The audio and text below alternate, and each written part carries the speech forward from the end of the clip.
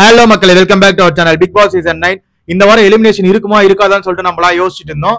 ஏன்னா ஆல்ரெடி வந்து நம்ம நந்தினி அவர்கள் வந்து வெளியே போயிட்டாங்க. அதனால வந்து ஒரு எலிமினேஷனோட முடிச்சிருவாங்க, இந்த வாட்டி எல்லாரும் ஃப்ரீயா விட்டுருவாங்கன்னு நினைச்சோம். அது கிடையாது. பிக் பாஸ் இங்க தான் ஒரு ட்விஸ்ட் வச்சிருக்காரு. அடுத்த எலிமினேஷன் நடந்து முடிஞ்சிச்சு. அதுதான் நம்ம பிரவீன் காந்தி அவர்கள் தான் வந்து இந்த வீட்டுல இருந்து வெளியே போயிருக்காருன்னு சொல்லிட்டு அபிஷியல் நியூஸ் கிடைச்சிச்சு. அவர் வெளியே போனது என்ன பொறுத்த வரைக்கும் நல்லதுதான். ஏன்னா அவர் வந்து லூஸ் ஸ்டாக்ஸ் அதிகமா விடுறாரு. அதனால அவர் போறது நல்லதுதான் நான் நினைக்கிறேன். இன்னமும் அவரை விட வந்து ரொம்ப மோசமா இருக்கிறது வந்து நம்ம கலையரசன், அப்சரா. இவங்க ரெண்டு பேர் தான் வந்து இது வரைக்கும் ஒண்ணுமே பண்ணல இந்த வீட்டுல. என்ன பொறுத்த வரைக்கும் அப்சராலாம் சுத்தம் எதுவுமே பண்ற மாதிரியே தெரியல.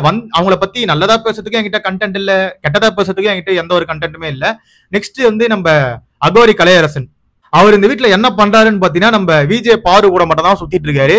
அவங்களுக்கு வந்து சிங்சாங் அடிக்குது, இது மட்டும் தான் அவரோட வேலையாவே இருக்கு என்ன பொறுத்த வரைக்கும். மத்தபடி அவர் ஒண்ணுமே பண்ற மாதிரி தெரியல. எனக்கு தெரிஞ்சு அவரு கூட வெளியே அமைச்சிருக்கலாம், இல்ல அப்சராவை வெளியே அமைச்சிருக்கலாம். ஏன்னா பிரவீன் காந்தி வந்து அந்த அளவுக்கு எதனா ஒரு கண்டென்ட் கொடுப்பாப்ல. அதாவது சூப்பர் டீலக்ஸ் ரூம்லயா இருக்கட்டும், அதுக்கப்புறமேட்டு நீங்க அந்த அவங்களோட கதை சொல்ற விஷயத்திலயா இருக்கட்டும், கொஞ்சம் அவர் வந்து அடுத்தவங்களை வந்து கொஞ்சம் டாமினேட் பண்ற மாதிரி பேசுறது, இதெல்லாம் வந்து ஒரு கண்டென்ட்டா மாறும்.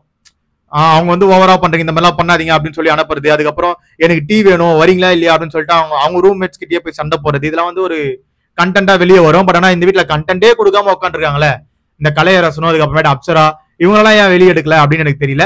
இந்த வாட்டி வந்து கலையரசனையும் அப்சராவையும் ஒன்னா வேற சேவ் பண்ணிருக்காரு விஜேஎஸ். ஏன்னா இவங்க ரெண்டு பேருக்கும் வந்து அன்னபிஷிலே பாத்தீங்கன்னா ஒரு 42,000 ஓட்டு தான் இருந்திருக்கும் எனக்கு தெரிஞ்ச வரைக்கும். அதனால இவங்க ரெண்டு பேரும் ஒன்னா சேவ் பண்றாருன்னு நினைக்கிறேன். பட் எனிவே பிரவீன் காந்தி வெளியே போறது நல்லதுதான் என்ன பொறுத்த வரைக்கும். ஏன்னு கேட்டீங்கன்னா அவர் வந்து நேத்து கூட நம்ம விஜேஎஸ் கேட்கும் போது ஒரு விஷயம் சொல்லியிருப்பாப்ல.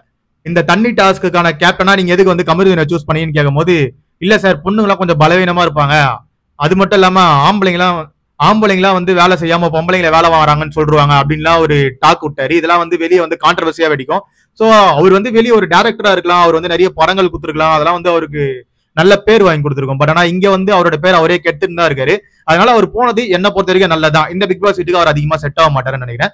சோ ஓகே, பிரவீன் காந்தி அவர்கள் இந்த வீட்டு விட்டு வெளியே போனதை பத்தின கருத்துக்களை கீழே கமெண்ட் செக்ஷன்ல கமெண்ட் பண்ணுங்க. அதை பத்தி நான் தெரிஞ்சுக்கிறேன். அதுக்கு நம்ம சேனலை சப்ஸ்கிரைப் பண்ணிக்கோங்க.